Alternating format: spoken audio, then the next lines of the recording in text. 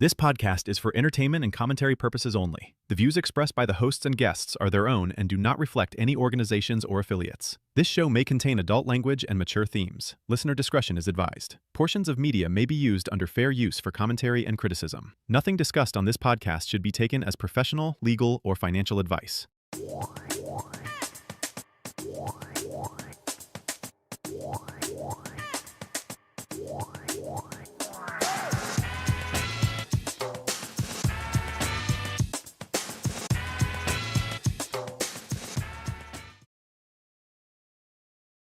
Ladies and gentlemen, welcome to the JM and Digz podcast, episode 5. Didn't expect to be here right now, but here we are. Digz, welcome, and it's another week, buddy. I didn't think we were going to make it past a month, let alone an episode, but here we are. And goal we set out 5 episodes. Yeah, exactly. Center yourself, my friend. Center yourself in the camera, please. Thank you. Thank you for doing me that favor. Anyway,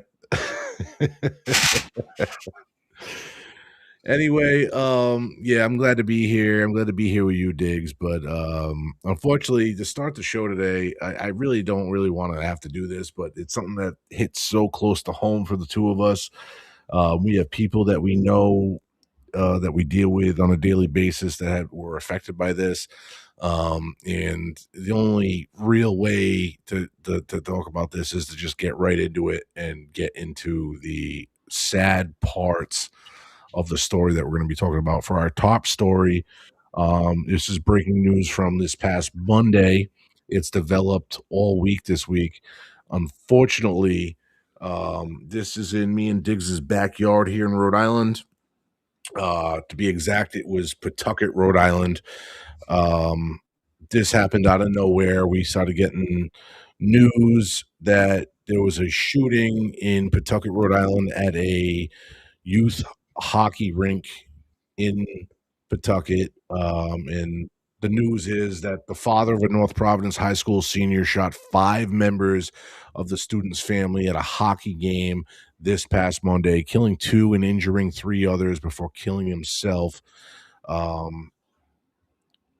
The student's mother was killed at the rink. Also, the student's sibling died at the hospital, according to multiple sources. The Pawtucket police chief said that the shooting is believed to have stemmed from a targeted family dispute. And it was, continuously under investigation all week. But the 3 of the family members were in critical condition at Rhode Island Hospital as of late Monday afternoon. And that was from a spokesperson from Brown Health. That's the hospital org that we have here in Rhode Island. And the names weren't specifically released. They have been released since then, and I'm not going to say them on this podcast, Digz. I don't think we need to actually get that detailed in this story. I think it's a heartbreaking story as it is. And then I found out more because me and Digz work at a specific job. I'm not going to go into details about that, but we have a coworker that has, I'm not going to, it's hard not to, I don't want to expose anybody, so it's hard to really get into ties with. Yeah, it has ties with youth hockey. Yeah. I just don't really know how to express this, but yeah, so we have a coworker with ties into this, so he gave us a lot greater detail. The shooting actually was and the family dispute angle is correct.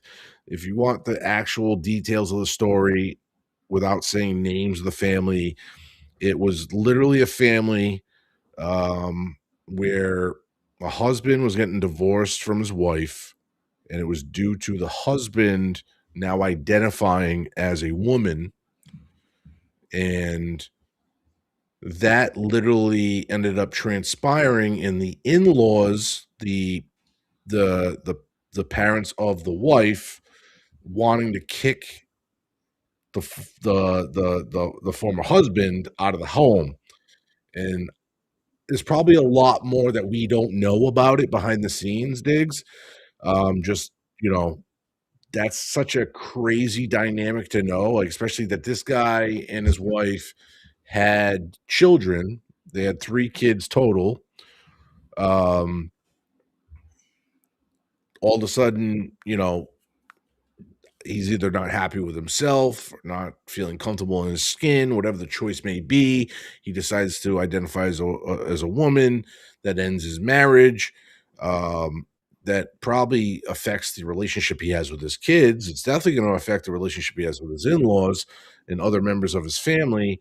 So this individual went to that hockey rink. It was senior night for 2 different co-op teams involving, what is it, 6 different high schools. 6 hours, high school, something like that. And he went there with 2 loaded guns, but his whole instinct was to eliminate his entire family. And this hasn't been confirmed, and I don't really want to say that his intent was also to kill. He did kill one son, but I don't know if his intent was to kill the other son that was in the game, playing in the game. But people are speculating that, and I don't really want to go on that and say that he would have done that, but who knows? He did, he sat a few rows behind his in-laws, his ex-wife, and his son. And then he casually walked down a few rows, ended up just opening fire on all of them in that row. The neighboring row behind him, luckily there was an awesome person that was able to spring into action and grab him and tackle him and get the gun away from him. But little did that person know he had another gun in his pocket, fully loaded. And I'm sure that was a scary moment, because when that other gun came out, I'm sure that person thought, "Oh man, I'm screwed." But I mean, the person, then the main suspect, the main person accountable for all this, took his own life with that gun. So it's a crazy scenario, especially for high school sports, to be at that level of sports, and you have to worry about something that crazy happening in the crowd. It's definitely something that police all over the country now are going to be taking into account when they have even the smallest of sporting events happening in their town, whether it's high school, whatever. um, you do have to be accountable for the people that are in the stands. And Diggs, our coworker, told us about a little bit of the layout of that building, because me and you have never been in there. I've driven by there 100 times. I've never been in there. He says that hockey rink is just all the stands are on one side of the rink. There's really not many places to stand anywhere else in that building. Sanchez, can you bring up that picture of the entire building real quick? So, like, the way that building's set up is, I guess you walk in there and you're walking into the stands, but then the rink is like kind of pushed against the wall. There's some like standing areas around the rink, but it's not enough to like allow people to sit. There's a way you can get to the locker rooms. Yeah, like you can still go around the rink, but I guess it's like a single lane. It's not a big building from that aspect at all. It is really just a sporting arena, very small sporting arena, and it's just designed to have seating at one side of it. So, yeah, I mean, everything was literally restricted to that front right there. That's where everything was restricted.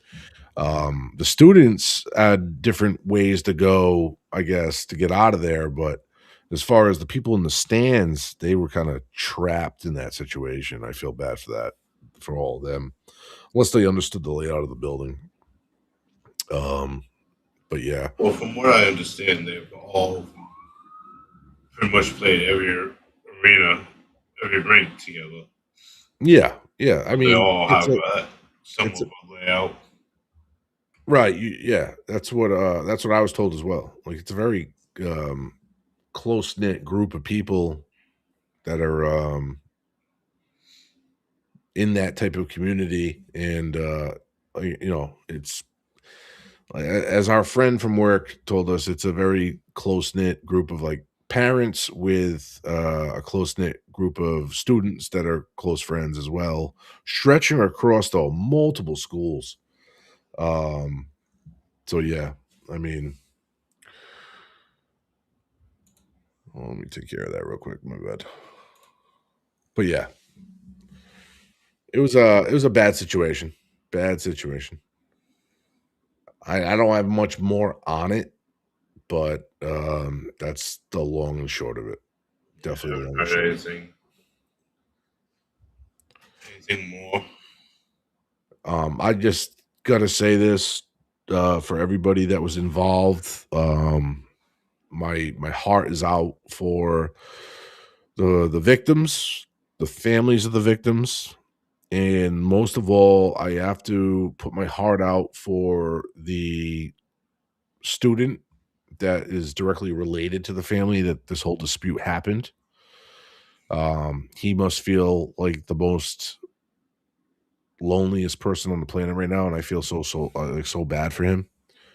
Also, and I feel bad about this, but in the last 2 days, the report came out that he has another brother that's been in jail, and so that's what's heartbreaking to me is his family has been torn down to such a limited amount of people.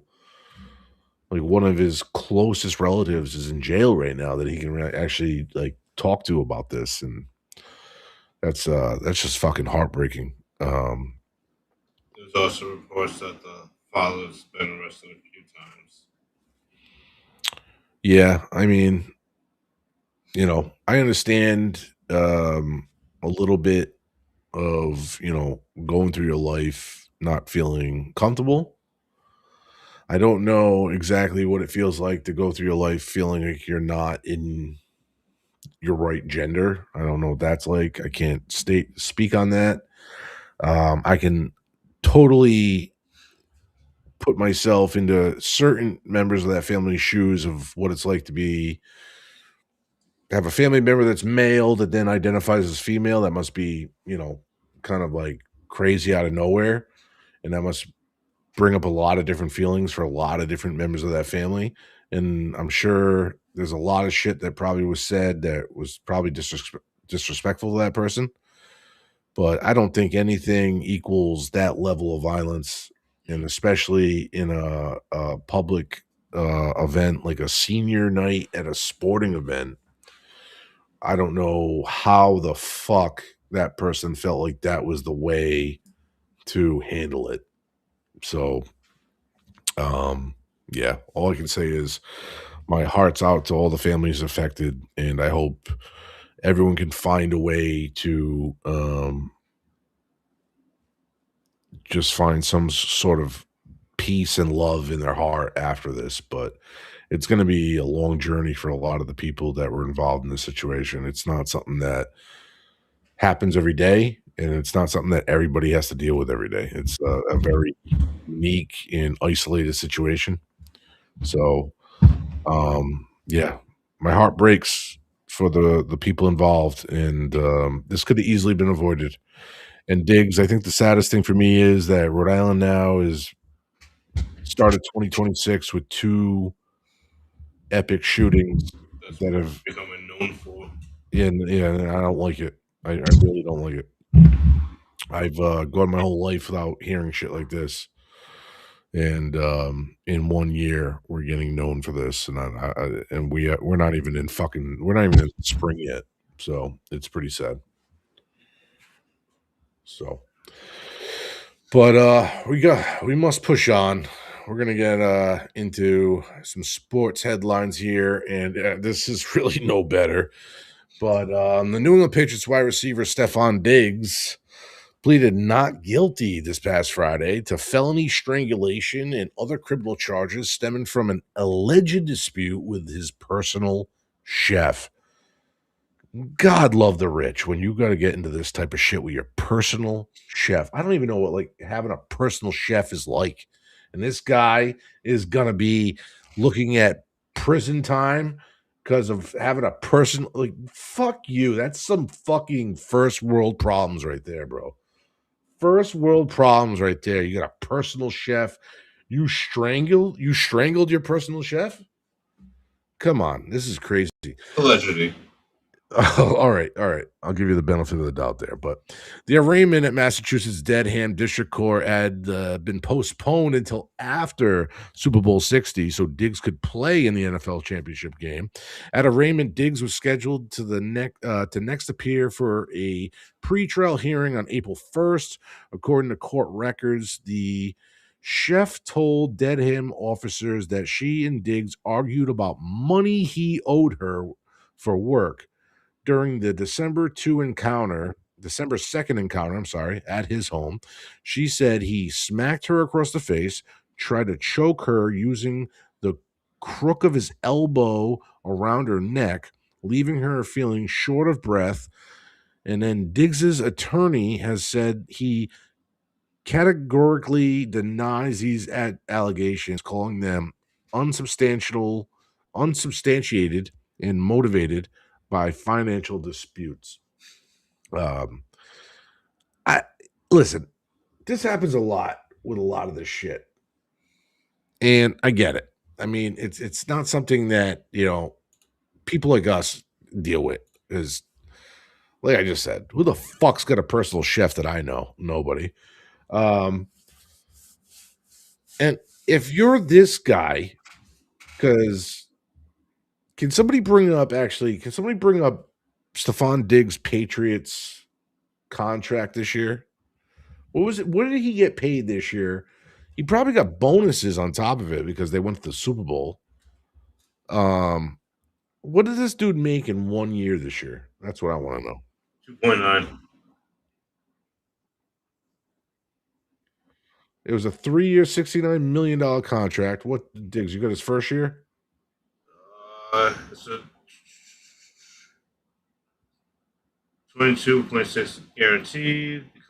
Whoa. All right, just say that part. Just repeat that. $22.6 million guaranteed. Okay, $22.6 million guaranteed. Diggs, fix your camera. If you're not going to be centered, fix it so you are centered. No. You can fix your camera so it centers you. You're not going to sit like that whole stream. I know you're not. That's why I'm saying you can move the camera. I just moved up so I can see. All right, there you go. There's my boy. It's a good boy. Give dog now. So this guy got $22.6 million this year. And this guy couldn't pay his fucking chef, his personal fucking chef. If I was good at her job. Bro, with all due respect, if I got paid $22.6 million in 1 year, I would pay a kid. No, that's guaranteed, not for 1 year. That's guaranteed. Okay. That's still, he got it in 1 year when he signed the contract, no? Yeah. I'm pretty sure that's what that means, right? No matter what in the contract, he gets that. That's guaranteed money. All right. All right. We'll take it up. We'll take that away. He definitely made $10 million this year. Would you say that at least? Yeah. Okay. He definitely made $10 million this year. And whether these allegations are true or not, if it's over a dispute of money and you're that rich, how much money could they possibly be asking for? You know what I mean? Probably a few thousand a week. I have no clue. It's gonna be some issue of back pay, some issue like, all right, I've been doing this for you this long. My last payment was this long ago. I need you to pay me this much because I've been doing it this long since the last payment. That's what I can imagine the argument is. Obviously, we weren't there. We don't know. But God, like he could have asked his baby mama, Cardi B, to pay that off.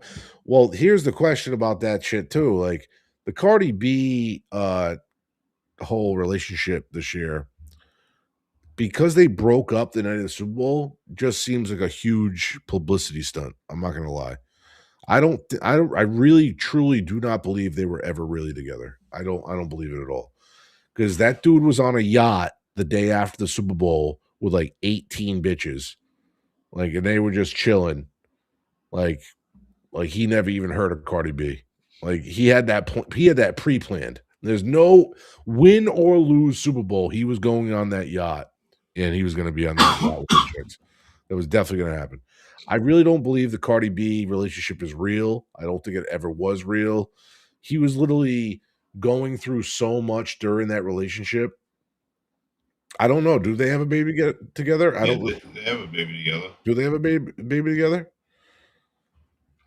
I don't know. Yeah, but he also during their relationship this season, he also came out saying that someone else is pregnant with his kid. That came out this year too. So that's how I don't even know. I don't even know how someone's dick gets around that much. That's crazy. I don't even understand how it works. Like, I have no clue how that works. That dude's got around, bro. Like this dude's dropping loads like the Beatles. Like I don't fucking get it. Like he's international. You got that type of money, you can. Yeah, I don't have that type of money. I don't understand it. I really don't. All right. So if they have a baby together, then I guess they really did bone once. 26 million. He gets around like Tupac. I like that. But yeah, I don't know, man. I don't know. Yeah, if he has a kid with Cardi B, there he goes. He's got one kid he has to pay less child support for, I guess. But he's got a lot of other kids coming. And then he's got this whole case he's fighting against his fucking personal chef, who also just happens to be a female. So maybe this dude just has this thing for controlling females. Who knows? But I'll tell you one thing. Outside of this article alone, Digz, you think this guy's coming back to the Patriots next year? Because I don't. No. I don't think he's coming back this year. And I know you just bought a Digz Super Bowl jersey, but at least you're Digz and he's Digz, so at least that jersey makes sense for you going forward. This guy, I don't see him being a Patriot next year. I really don't. It's a lot of baggage behind this, and he really didn't even play that well towards the end of the year. So they cut him. They saved $16.9 million cap space. There you go, $16.9 million in cap space. Even better reason to cut him. I find the whole thing funny because his first court date was Friday the 13th. His freaking next court appearance is April 1st. Just some shit luck for days. Yeah. All right, we're running out of time here, so we're going to cut right into bringing Tosh in for the NBA stuff. There's a couple headlines we're going to skip over. Let's get Tosh involved and get him to go for his NBA breakdown. What's up, homie? Tosh, you there? You. Hey, buddy.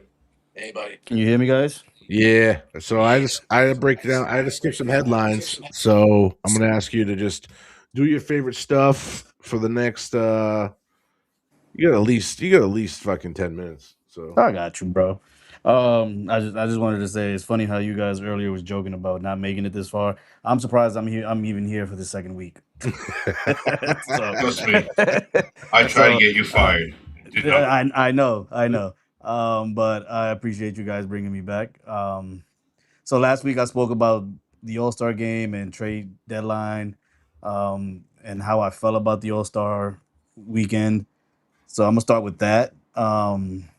So I'm gonna start off with Sunday's game, because to me that was really the story. For the first time in a while, the All-Star game actually mattered. The NBA has this new format where it is the USA versus the world, I guess you want to put it that way. So it's like Americans versus like people outside of America? Yeah. Okay. And I loved it. I feel like this format brought a lot of competitiveness. You saw a lot of guys that were engaged. They were playing hard. They were actually defending. It's almost like they stole the Olympics, like the Olympics method. Like hey, yeah, represent your. It had that vibe. Yeah, but it really had it again. You could tell there was a lot of emotions in it.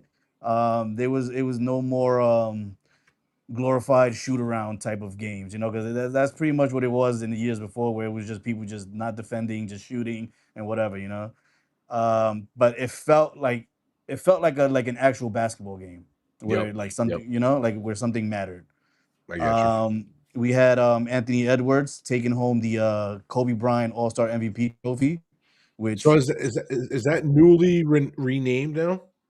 the MVP, I'm assuming. This is the first time I'm watching the All-Star game in a long time. I will have to do research. But yeah, I'm assuming it's the first time they call it that. Which I'm totally cool with. I love it. Yeah, I love it. Kobe's won plenty of MVP awards in that game himself. So I was just wondering, like, obviously, they haven't been calling that the Kobe Bryant Award that long, but that's awesome. Right. That they called it that now. That's awesome. Yeah, so yeah, Anthony Edwards won that. Honestly, I watched the game. He deserved it. He's the future. He led the USA Stars in scoring. He was very impactful. And he really ended up with the best overall performance across, you know, the whole tournament or whatever you want to call it, because it was more than one round, I guess you want to call it, because it's like they'll play one team, and if they win, the team they played was eliminated, and then another team will come in. Yep. But yeah, he was everywhere on the floor. But yeah, the USA Stars ultimately won the All-Star Championship. They outscored the Stripes in the final game, which, if you watched it, it was a dominant performance. But yeah, it was really a good game. But huge shout out to Victor. I'm gonna fucking destroy his name. His last name is really hard for me to say. Victor Wembanyama. I think I said it right. Or Wemby. We'll say Wemby for short. Even though the Teen World didn't win, that guy was a monster. Like he's like what 7'6", I want to say 7'5", 7'6", but this guy moves like a small forward, small guard. If you see Really? him play, yes. If you That's see him, that's incredible. yes. He showed a lot of effort, intensity. Yeah, you could definitely see that he's gonna be the face of the league. Okay. Yeah. So yeah, that was pretty much the All-Star game. So I'm gonna do a quick recap of the weekend, which was Friday and Saturday. Saturday night had his, you know, winner, which was Damian Lillard, which I said last week that this guy is in the shoot around and hasn't played a single game. He was in the 3-point contest. He hasn't played a single game all year. He won, which would make it I believe, his third 3-point contest that he wins, tying legends like Larry Bird and Craig Hodges. Really? Wow. Yeah. That's a great set of names to have your name up there with. I mean, yeah. I mean, 3-point. That's, to me, besides the All-Star game itself, my favorite part of it is the 3-point contest. Yep. So yeah. Yeah, because the dunk contest hasn't been shit for years, right? Oh man, it's been lackluster since. For me, the best one was when Vince Carter won. That's probably the last good one, right? For me, a lot of people have their own opinions. Well, no, like, because I'm not the biggest basketball fan, but like, Right. you know, I remember those '90s dunk contests up to that Vince Carter contest, but then Right. like the last one, actually, I can't remember his name. The guy that jumped over the car with the cape. What the hell is his name? Howard. Yeah, he's Dwight still Howard, he's yeah. still active, right, in the NBA? No. No, I mean, not in the States, but I think overseas he is. Oh wait, no. Is it Howard? What was the other guy after him? Blake Griffin. Well, yeah. Well, I don't. Did he ever win? I don't remember if he won. Nah, there's one more guy that did a. The only one I remember wearing the cape was Dwight Howard. Nah, there's another guy that did a great dunk. I can't remember his name. He's newer. Maybe he didn't wear a cape. Maybe he did something else. No. I forgot his name. Something McCullin. Some white dude. No, he's not white. The guy I'm thinking of is not white. He's like mixed, but I can't remember. But go on. Yeah. But yeah, he won the 3-point contest, Damian Lillard. The Team Knicks, which had Jalen Brunson, Karl Anthony Towns, Allen Houston, and Jalen Brunson's father, Rick Brunson, took home the Kia Shooting Stars Championship. So they brung that home, and then the dunk contest, which this year was horrible. This dunk contest was I would. holy shit. When I say it was horrible, it was horrible. But big ups to Kashad Johnson. He won the NBA AT&T Slam Dunk contest. But yeah, it was horrible. It's all sponsored now, just to make Yeah, money. it's that's why I felt like the years prior to this one, it was more all about like hype, branding, vibes. It was never really, it never felt like an actual game, Like I was cool with the dunk contest when it was like sponsored by like Sprite, but like after that, Yeah. that's when it was cool. And then the game that I really don't care about, which was the celebrity game, it was one. That was The garbage. MVP was Rome Flynn. His team Giannis beat the other team 65-58. So that was that. But yeah, we hit all the winners. But the one thing I want to talk about, which happened, I think, the week prior to the All-Star game, was No, happened Chris, that all happened which All-Star was weekend. I'm sorry. He announced the All-Star weekend. Sorry to cut you off. Who? Chris Paul. No, he announced it the 13th on Friday. It was Friday. It was the week. It was the week before the All-Star game that he announced that he was retiring. A lot of people, who haven't seen him, this guy's great. 21 years of, greatness. I mean, at least in my eyes. And to me, it hits a little in the feels because, this guy is one of the greatest point guards, out there, if not the best. So he came into the league, I think, in 05. He came in with the New Orleans Hornets and literally instantly electrifying that franchise. Rookie of the year. He was a floor general from the jump. He had elite handle. His vision was elite. Competitiveness was elite. And then from there, he ended up going to what we called back then Lob City, which was Los Angeles Clippers. That team was one of the most entertaining offensive team to watch in the last 2 decades. He was the engine of that team. Every play ran through him. Then from there, he went to the Houston Rockets, where he almost sort of kind of pushed the team over the Warriors in 2018. But he had an injury. He had a hamstring injury.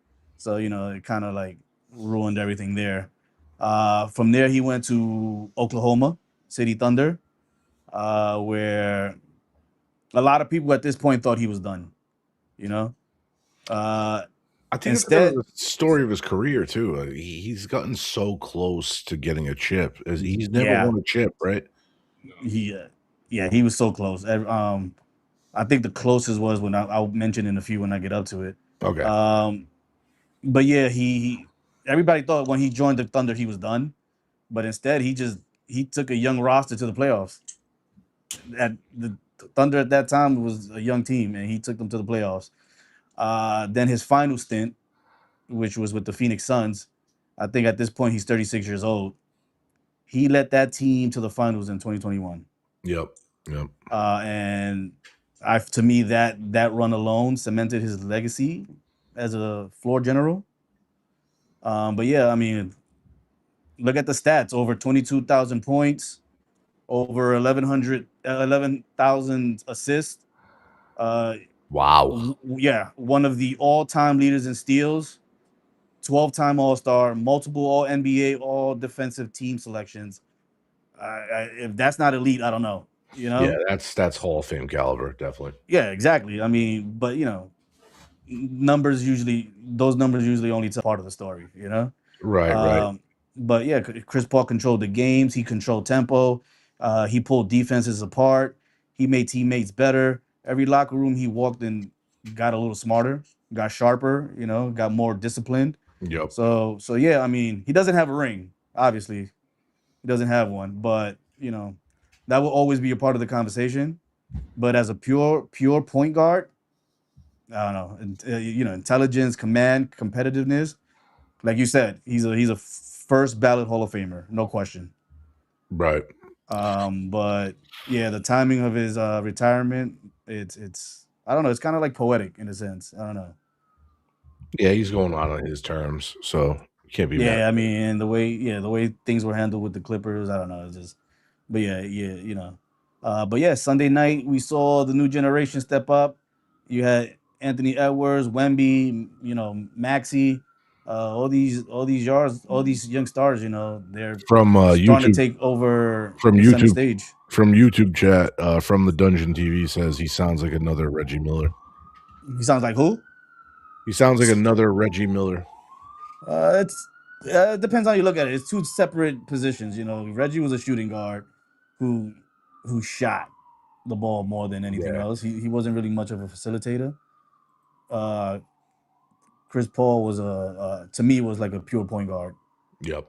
But yeah, I mean, I don't know. He's just one of the last old school generals from the previous eras to just walk away. Gotcha. But yeah, that's the cycle of the NBA, right? Legends exit, new ones rise, right? Yeah, that's how it goes. I mean, that's every sport. It's not just the NBA.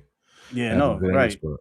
But yeah, this weekend wasn't just a showcase. It was I don't know. It was a symbolic moment in league history for me. so You know, so you really feel like the whole All-Star weekend kind of revitalized the interest in those games?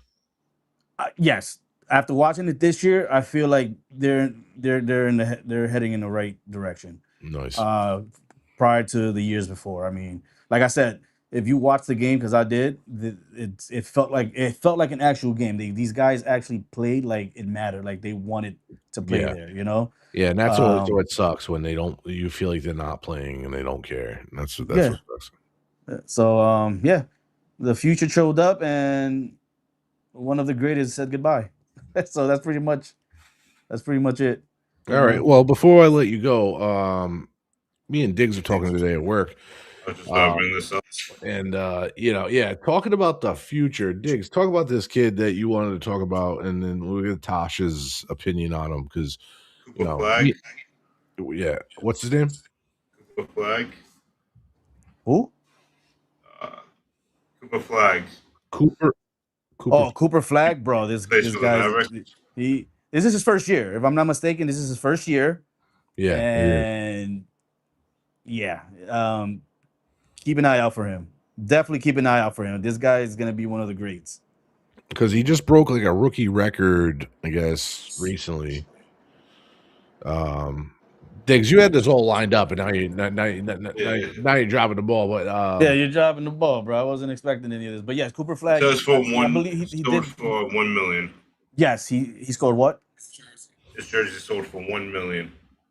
The first half of his game. Is that in Dallas? Is that Dallas numbers or is that worldwide numbers? His Dallas jersey sold for $1 million US. No, I know what I know that. What I mean is, is that his just actual jersey he wore. Oh, his that one jersey? Yeah. Wow. I did not know that. That's crazy. Well, that goes to show this kid is really good. Yeah, so he just had a game, right, where I guess he broke like a rookie record for scoring in a game. So is that what you're saying, Digz? That jersey that he wore for that game is what sold $1 million? Yes, sir.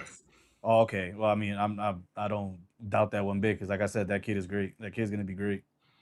And this is his first year. He's still young. From the dungeon says, "You telling me a fucking basketball jersey sold for $1 million? That's what I heard."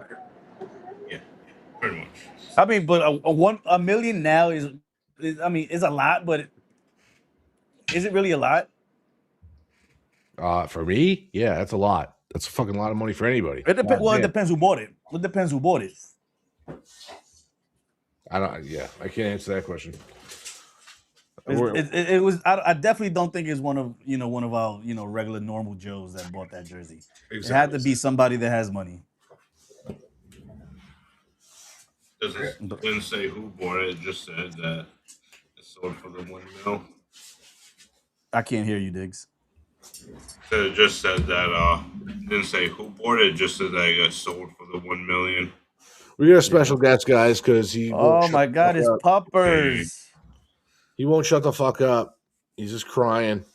He wants to talk about his bones and the squirrel that he chased earlier. He was sleeping, and then he woke up, and then now he won't leave me the fuck alone. All right. He wants to be on camera. Let's hurry up, get from Mike's sentiment so we can bring our guests in. All right, Toshi, thank you so much for everything you did with the NBA. I appreciate you so much. We're going to cover more, but obviously we're running out of time. Nah, you good, but I appreciate you. Like I said, I wasn't expecting to be here for a second straight week, so. You're going to be here. Don't worry about it.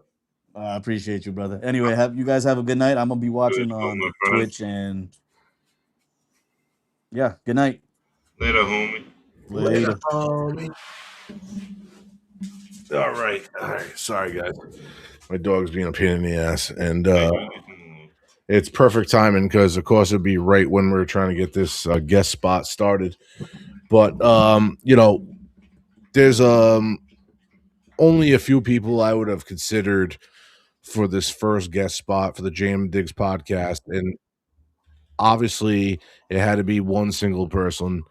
I felt like this is perfect timing. Also, this is somebody I've known for a very long time, and in the last couple of years, I got to meet him personally and got to interact with him in real life, not some fucking internet fiction. He's a really good kid. He's got a great future in front of him, and I can't wait to see where we go beyond this, wherever his career takes him. But I want to introduce you to the newest independent professional wrestling sensation. First guest in podcast history here on the Jam and Digz podcast is the one and the first only ever Collin Parker. Welcome, Colin. Thank you. Hello. How you doing, buddy? I'm great, buddy. I'm glad to have you here, buddy, because I remember when this podcast was in its infancy. We didn't even do a first episode yet, and you were part of that conversation. And I said to you, it'd be cool to get you to eventually be a guest on it if we ever did that. And you were like, "Oh yeah, I'd be fucking down." And then we actually did it, and we actually did it. And we actually got you here. So thank you for joining me and Digz tonight. And I'm glad that you're our first ever guest. So in case anyone doesn't already know, Collin Parker is a independent pro wrestler in the New Jersey, New York area right now, but you're not constricted to that, right? You're trying to grow beyond those boundaries. I definitely am. New York is great. Let's not get that twisted. New York is amazing. But to be successful, you can't stay in New York. Right. You gotta go everywhere. Yep. I've had the opportunity to be on a show in Philly, not wrestle, kind of dip my toes in, and then nothing came out of it, which is gonna happen. Right? Yep. But it's only a matter of time before I get a booking in Philly, and then Delaware, and then Baltimore, and then Atlanta, and just grow and expand throughout the. How about before all that, maybe possibly Rhode Island? Oh yeah, that's a thing too. Yeah, maybe depends how I feel. Depends if I like you enough. I have a couple friends out here that do what you do. Maybe we can make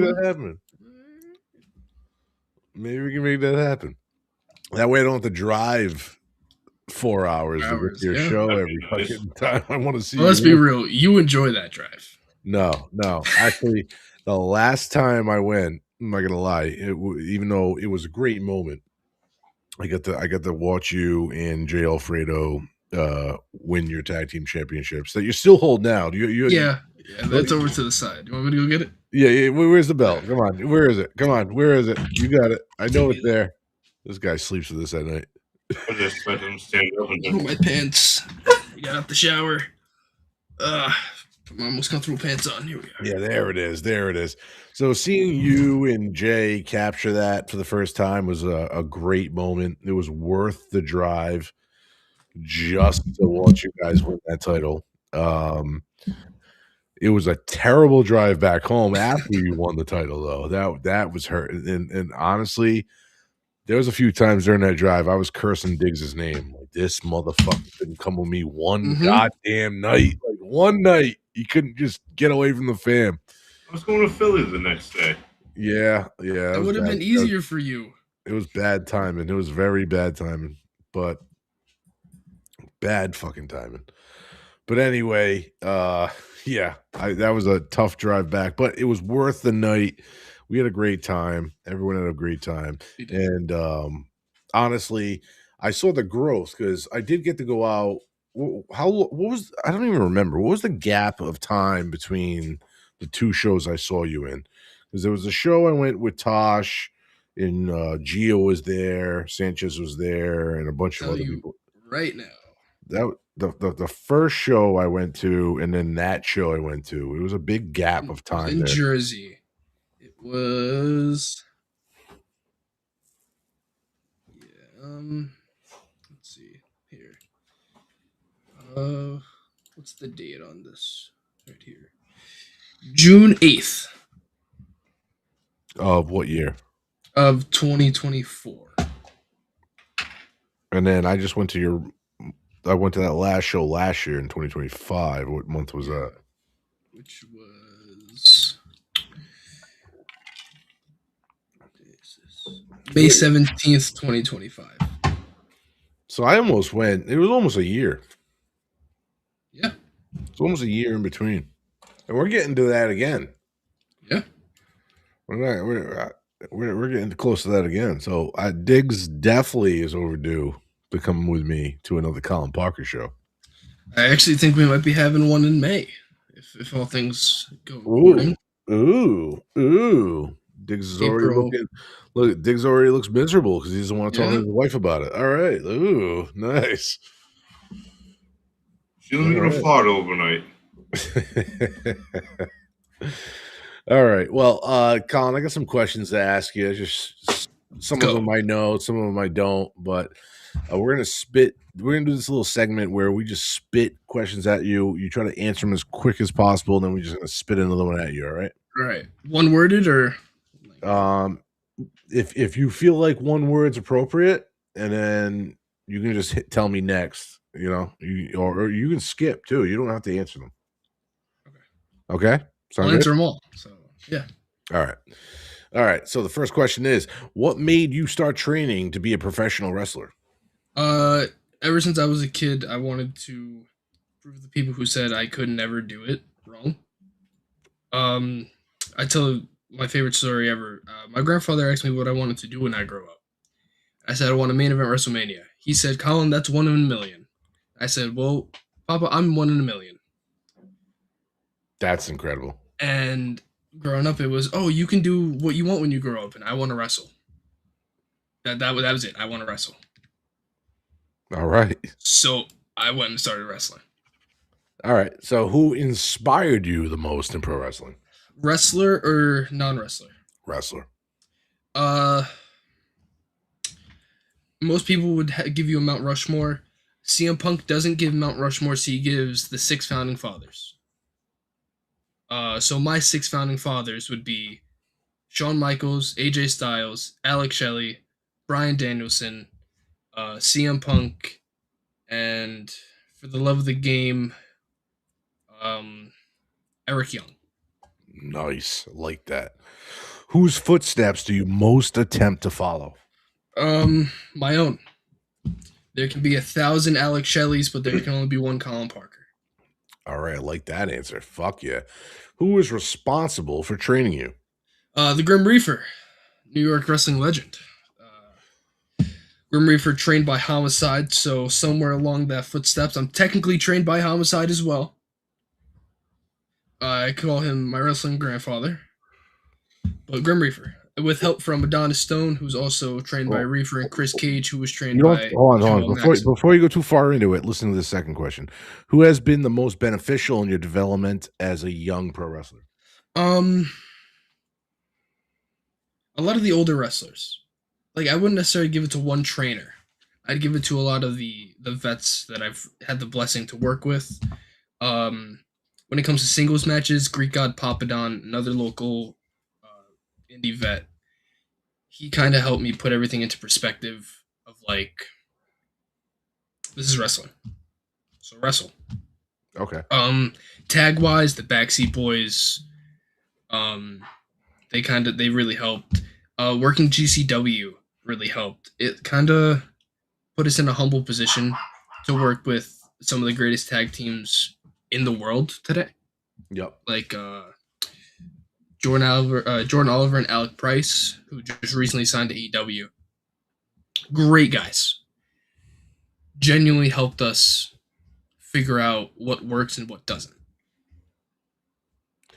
All right. How long? Wait. Actually, I'm gonna skip some of these because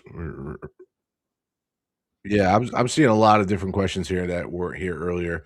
This is why preparation before. You prefer wrestling singles or tag team? I prefer wrestling. Oh, that's an awesome answer. Wow, I didn't expect that answer for that. I'm the one that wrote that question too, and that I didn't expect that answer at all. That's a great answer. It could be singles, it could be tag, it could be trios, it could be a rumble, it can be a 6-man scramble. I just want to wrestle. Keep going, Digz. Is there a certain type of match you're looking forward to doing, or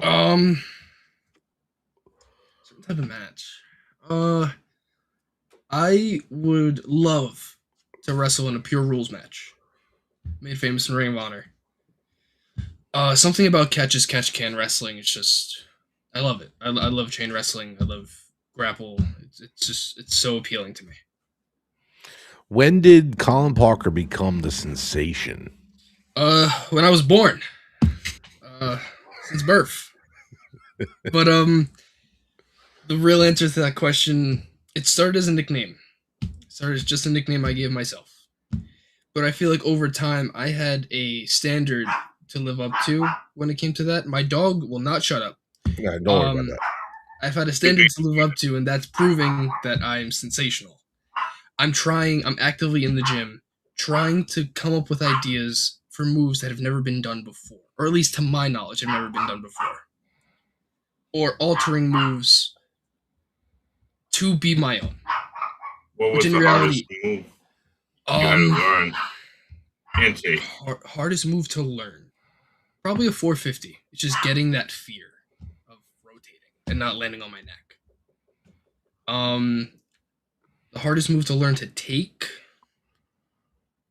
I honestly wouldn't say there's a lot of fear in taking moves. I meant, what's the hardest move that you had to take? The hardest move I had to take? I was going to spin this. I was going to spin your question and say that. I was going to be like, what's your favorite move to do and what's your favorite move to take? I can answer that separately. The worst move I've ever taken that I hate taking. Honestly, probably a choke slam. Really? Yeah. That was always my easiest. Hey, I'm not saying it's a hard move to take. It's just I'm coming up and then I'm going straight down. Yeah, usually you can't take a full bump because your arms and your legs are still up. But I don't know. You seem to be easier. You take your high bumps, your high spots way better than I could ever when I was running back in the day. Where the basic moves like that, that's what I used to look at them as. Like, I'd rather take a on mat move than anything off the top rope. I hate it. And also I was in a different generation than you where, even though TNA was thriving and the X division was at its peak, like Indies wasn't seeing that come in full force yet. It just started. Where now you guys just deal with that on a regular basis. That's just regular wrestling to you guys. And so like here's my question. Like, you take a bump off a regular mat move and then you take a bump off of a high spot off the top rope or a springboard, you can actually feel a difference in those bumps, or you just think it depends on the actual spot you're working? So I honestly think it would come down to more of the ring. Is the ring give good? Okay, Is the ring built well? Yeah, that's a great. Because like I've worked a couple rings that aren't the greatest, and I took some really bad bumps in those rings. Yeah. Yep. But the worst bump I've taken, I don't know. No bump has been bad. Has there ever been a moment in your career so far that you're like, fuck, I want to quit? Oh, no. Almost made you want to quit? Absolutely not. Even your shoulder injury? Even my shoulder injury. I wanted to wrestle. If my doctor told me, you can wrestle, I was wrestling. There was no setback. There was one time I had my first training match at the gym, maybe like 4 weeks into training. Or no, it was a drill. 3 weeks into training, there was a blow-up drill. Running the ropes, Reefer had a broomstick. He'd put it in the middle for you to duck under, drop it to your legs to hop over like a drop down, and then he'd put it right in front of you off the ropes to do a tiger roll over. He pushed us to do it over and over and over and over again. I threw up. Those 3 spots in a row over and over and over again? Yep, but never... I guess that one spot over again, I should say. Yeah, but yeah, I get what you mean. But it was never like repetitive. It was like, okay, drop down here, chase you, drop down again. He was randomizing it. Yeah. So you didn't actually know what you had to do next. Yeah. Oh, okay. Wow, that's awesome. But I threw up. I came back. Came out the bathroom. I was like, yeah, I just threw up. They're like, are you good? Are you done? Do you want to stop? I'm like, no. Get back in the ring and I work a match. Nice. Like, what's next? Nothing stopped me. That's awesome. Not a ting. So what do you think was harder to learn, the moves or the storytelling? Selling. Constant selling. Yeah. Yep. I get hit with a forearm, right? Boom. Yep. What do I do next? Do I stay stationary? Do I sell backwards into a corner? Am I in the corner? Am I selling to the rope? What am I doing? And consistent selling. Right. Residual selling. That's what it is. It's residual selling. Throughout the match, you're working my arm. My arm hurts. Especially if I have a bad arm. So I have to keep that consistent. It's the consistency that is the issue at times. Because in the moment, it's like, what am I going to do next? Yep. Like, what am I gonna help myself do next to get the upper hand? You know, that's what it is. I can't lose all the time. I gotta win somewhere. Yeah, I get what you're saying. What took you the longest to learn? What took you the longest to get right? I should say. What move took you the longest to get right? And honestly, when I say this, I'm not even talking about like anything intricate. I'm talking about the basics. Like when you were training, did you have anything that honestly was a little bit more difficult than you thought it was going to be, and then you had to like realize you had to focus a little bit better to figure it out? I wouldn't pinpoint a specific move. I'd say like springboards as a whole, like different springboards. Yep. Because like there's springboards I've done matches. Like you were there. I did the bounce back knee. I can't do that again.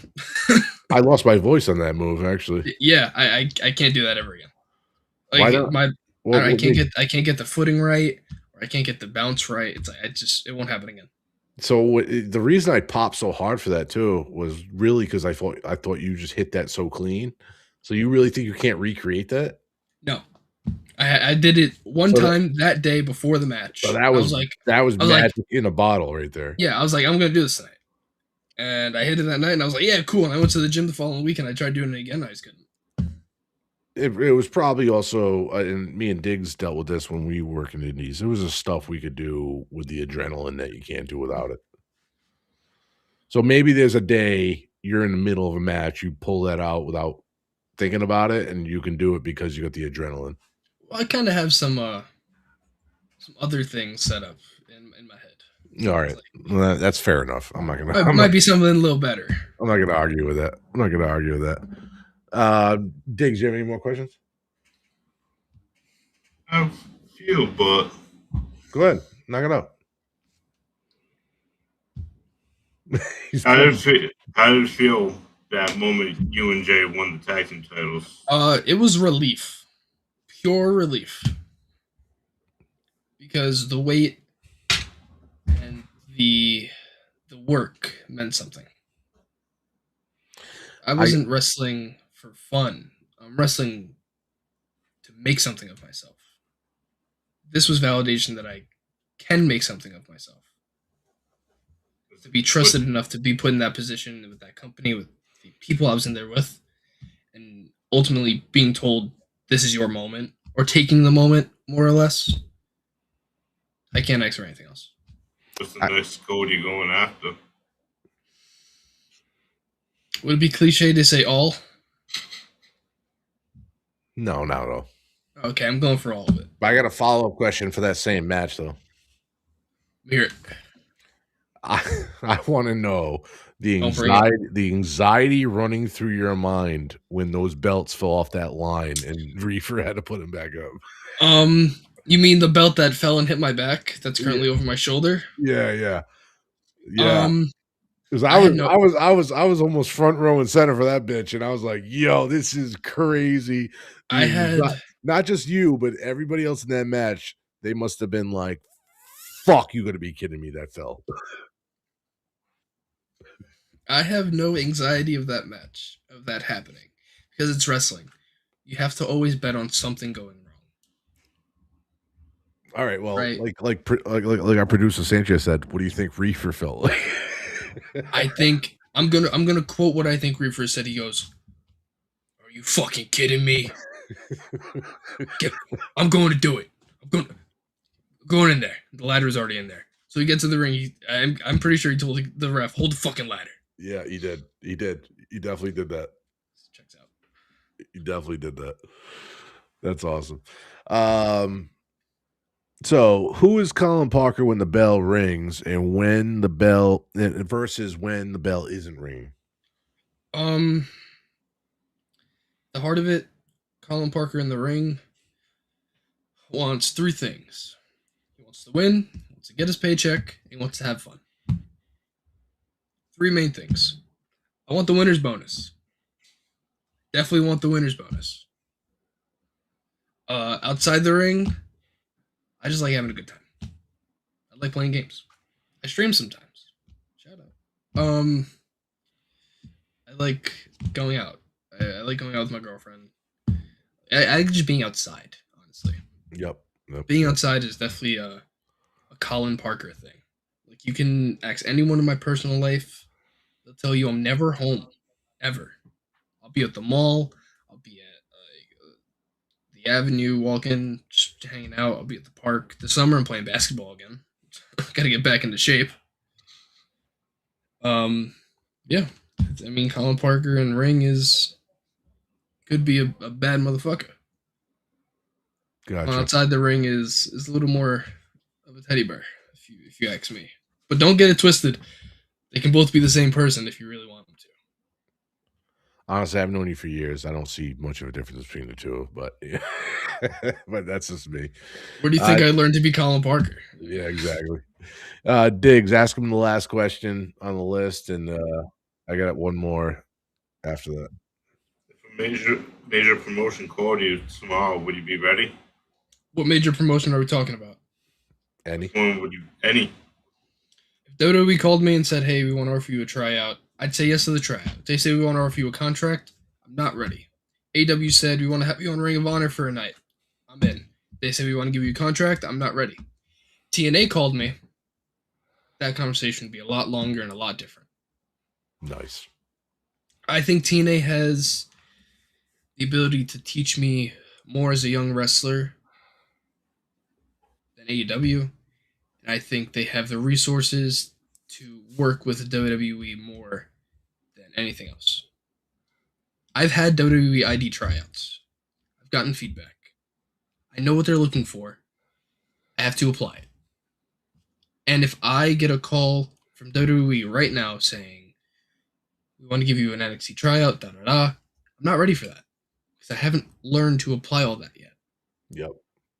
If TNA called me, they're going to understand the mistakes are still there and there's still things to be kinked and worked out. Yep. In all honesty, TNA is my end game. Okay. If I wrestle in TNA, I can retire a happy man. That's awesome. If I get a call from anything else, we'll see. Then I get a call from anywhere else. Are you open to like Japan, Mexico? Absolutely. Japan would be scary. I like hitting. If you think Japan would be scary and Mexico wouldn't, that's crazy. I'm more scared of Japanese crowds because they're quiet. Oh, that's a good point. That's a good point. I've worked lucha shows with the air horns and the constant cheer and boo of the crowd, and it's like I can deal with that. I didn't even hear air horns when I worked the lucha show. Everyone's like, "Yo, they were so annoying." I didn't hear a single thing. Okay. But if I can hear myself breathe in the ring, I feel like I'm doing terrible. Yup, I get you. It's like, I don't know. If I can't make a Japanese crowd feel alive, I should not be in Japan. And we really don't need them to come off. You don't really even need them to come unglued. If you can just get them to give you an applause. Yes. Yeah, that's all you need. That's all you need out there. That's really all you need. If I do the AJ Styles leapfrog, drop down, drop kick, and they roll out, and I do a dive, and I go, and then they start clapping, I'm okay with that. But if I do this, and it's quiet, what am I doing? I should not be there. I get you. I get you. Well, I appreciate you being the first ever guest of the podcast once again. We're going to wrap it up here soon, but before we do though, obviously you got something coming up real soon, and we want you to talk about that and advertise that and make sure you let everybody know what's going on. And yeah, we've had it up on the screen the whole time, but for those of our viewers that didn't know that was there, and also for our podcast listeners that do not see the show, they only hear the show, let everyone know what's going on this weekend. So this weekend, starting Friday, we don't have a poster for that. I will be in Brooklyn, New York, at a show called Outlaw. It's going to be a good time. Eddie Kingston and Ortiz of AEW will be there. Nice. So moving on from Friday, we got Saturday. We got the Greatest Wrestling Alliance presents War to Settle the Score. As we see, it's Team Stone, consisting of Adonis Stone, Chris Cage, Shane Rose, and me, and Jay Alfredo, the Prospects, taking on Team Rambo, or as I would say, Team Bitch Boy, consisting of Johnny Bitch Boy Rambo, KB Trash King, John, because John ain't mad, LK Justice, who I put through a door, and Jay Bougie, who I can't say anything bad about, because even though Jay Bougie smoked me with a kendo stick, I kind of have some respect for Jay Bougie. He's putting that work. He's talked that talk, then he backed it up. I got nothing against the guy. It's just, I'm going to beat the bricks off you with a kendo stick this weekend. And that's payback. But yeah, Saturday, February 21st. It's the War to Settle the Score, GWA. Where is it at? It's in the Bronx, New York. 13. I don't know if I'm seeing this right. 1302 Edward L. Grant Highway in the Bronx. Okay, there it is. Yeah, it's gonna be entertaining, to say the least. All right. Well, there you go. You got the sensation, Collin Parker, here in the building. The first ever guest of the Jam and Digz podcast, episode 5 right here. We appreciate him coming with us. I appreciate you so much, buddy. Also, hit up your socials where they can follow you. My socials, my Instagram is _Colin_Parker on Instagram. My Twitter is, or my X, sorry. I'm 97% sure it's _Colin Parker44. My TikTok is _Colin_Parker44. My Twitch is Colin Parker. I think that's everything. All right. And then my YouTube is just Collin Parker.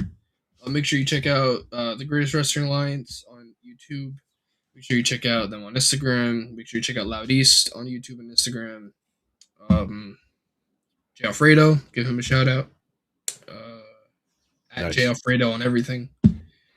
And shout out to Jam and Digz for having me. Shout out to the producer, Clean Sanchez, who is a beautiful dude, both in person and in his soul. And more than appreciative. Appreciate you, brother. Yeah, you can hit me up on @TheOnlyJam on all socials. Digz, go ahead. You can follow me at Digz401 on all socials. On socials. And you can check out my kids' YouTube channel at Digz and Kids. That's what it's. Nice. All right, guys, we'll be back here next Thursday at 9 p.m. But tomorrow morning, make sure you check out Clean Sanchez and Gio, a.k.a. Cabales, a.k.a. Goblin Gaming. Also, BRVG will be back on Saturday at 7 p.m. And then, of course, DD214 on Monday at, 7, 8, whatever the hell time they want to go live. But, yeah, make sure you check out all Clean Sanchez media. And appreciate everybody that was in the chat. Toshio, obviously, appreciate him, too, for being our correspondent. So, shout out to everybody. Thank you so much. Thank you, Colin. And thank you. We will see you guys next week. Appreciate it. Peace.